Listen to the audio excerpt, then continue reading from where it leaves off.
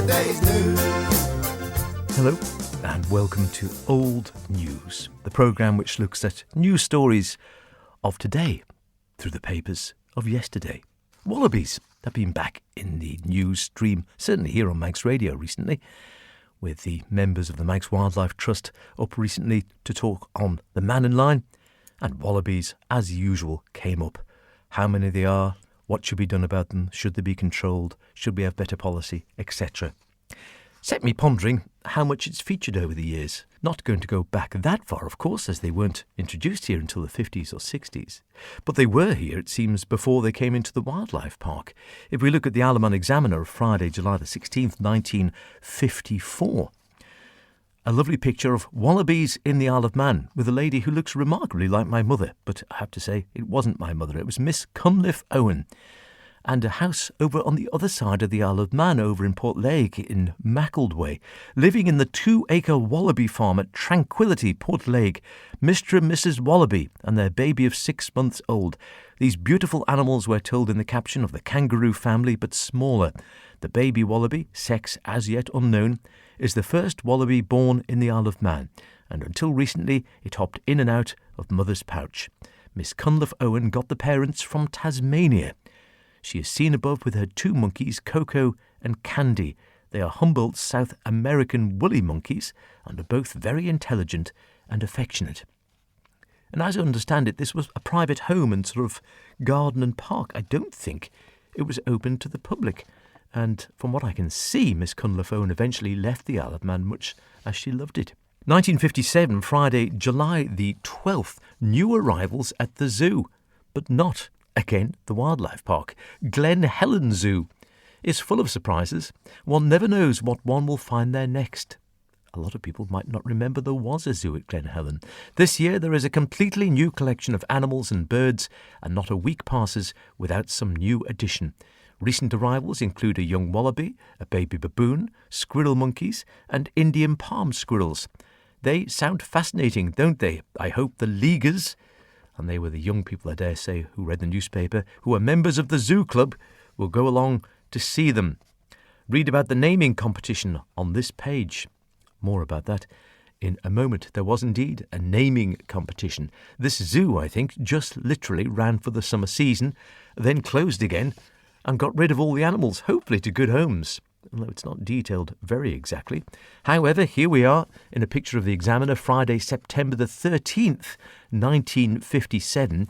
Mr. Donald Lowy with a group of Leaguers at Glen Helen Zoo. A Leaguers outing in lovely Glen Helen. 2 coaches full of Leaguers had a wonderful time on Saturday last at Glen Helen Zoo, where they were the guests of the directors of the zoo on their annual outing.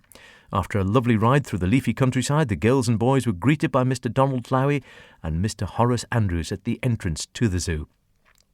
Immediately, everyone was put in the mood by the jokes and funny antics of Mr. Lowy. We made our way along to the animal house where Mr. Lowy entertained us to a conducted tour of the cages, and even got inside one to feed them a macaw with grapes which he held in his mouth. I don't know whether these antics would be smiled upon these days or not.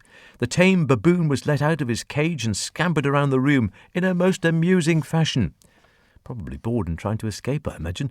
After a walk around the grounds and a stop at the round pond to watch the fish, we made our way into the large ballroom where Uncle Horace Andrews was waiting to organise the games. For over an hour, every leaguer had a grand time, running races and enjoying competitions, and Mr. Lowy gave away packets of sweets and countless prizes to us all.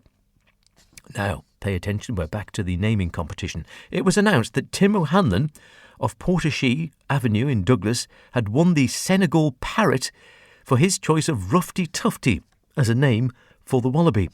Tim is to receive the parrot next week, when Mr. Lowy has had a cage made for him. We hope to have a picture on this page shortly.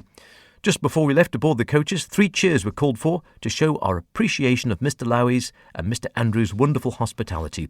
The roof was nearly lifted off. It was a grand sound, and I think that every leaguer present thoroughly enjoyed themselves. It would be interesting, if anyone knows, was that the Tim O'Hanlon of timekeeper fame for Manx Radio for many a year? It might well have been. He might have been the right sort of age, winning a parrot. Again, I don't honestly think that would be seen to be acceptable, giving away live animals, particularly animals which require specialist attention, as prizes to children. But this was 1957. However, as I say, Rufti Tufti didn't stay there very long. We read on Friday, October the 4th, 1957, in a letter from Uncle Horace, once he'd finished his entertaining out at Glen Helen earlier in the year. Dear Leaguers, I'm sending Uncle Tim my fairy poem, and I do hope you'll all like it. Just fancy, it is now October. Very soon it will be Christmas again. He's not wrong there. I thought you might like to know what is happening at the zoo. Well, as you know, all the animals are for sale, and some have already been sold. Ah, the children will love that. The Indian palm squirrels have gone, so has Minnie Mongoose, Pedro the tree bear has gone, and so have the 2 green talking parrots and the 2 little North American philangores, flying squirrels.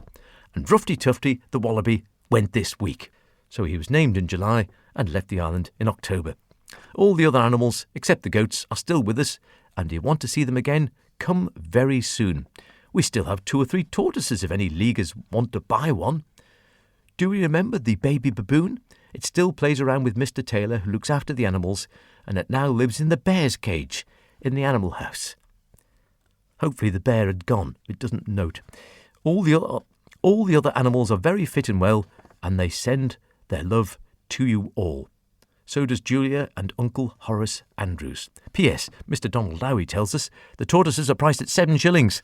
If you want one, get in touch with the zoo, Uncle Tim. Make of that what you will. And finally, just a very interesting sideline in that we quite often had stories from off the island in the Manx papers. The Isle of Man Times, 1958, Saturday, January the 22nd, a fascinating story by a Sydney archdeacon. The British race decadent. No fear so long as it produces women like the wives of the padres in the Australian bush. And this was a report about the annual meeting of the Isle of Man branch of the Colonial and Continental Church Society. Archdeacon Langley of Sydney, New South Wales, told of the services rendered by the society to British people living hundreds of miles from their next neighbours, farming and timber cutting in the Australian bush. He told stories of doctors travelling hundreds of miles to operate for appendicitis, of nurses carrying sick women to hospital on journeys of 60 miles in open trucks, of places so far that a telephone call costs 25 shillings. Of a clergyman and his wife setting out with a Bible, a prayer book, a hymn book and a baby organ to administer the sacrament to a woman who had travelled 15 miles to meet them. Of roads so appalling that a new tyre received 18 punctures in 80 miles. Our society does not cover any place, he said, that is near a railway. And the Wallabies come into the next paragraph. I have travelled 120 miles, he said, without seeing a living creature other than rabbits, kangaroos, emus and wallabies. And the Archdeacon besought his audience's sympathy and admiration of doctors who had brilliant careers at the university and nurses who could have filled the highest positions in English hospitals, who had undertaken lives of intense loneliness for the sake of Christ and their fellow men. The Bush Church Society, to which he belongs, has now obtained an aeroplane for carrying sick people to hospital. Daring do, those were the days, I dare say. And as for the animals, well, we hope they all found good homes and lived out their rest of their lives in peace and relative seclusion and happiness, albeit caged. Things do move on, don't they, one way or another. And how many people remember the zoo at Glen Helen? We still have animals now. They're still in the news. The Wallabies now have found their freedom, perhaps somewhat. Either way, it's all old news. Until next week, cheerio. You're gonna be yesterday's news.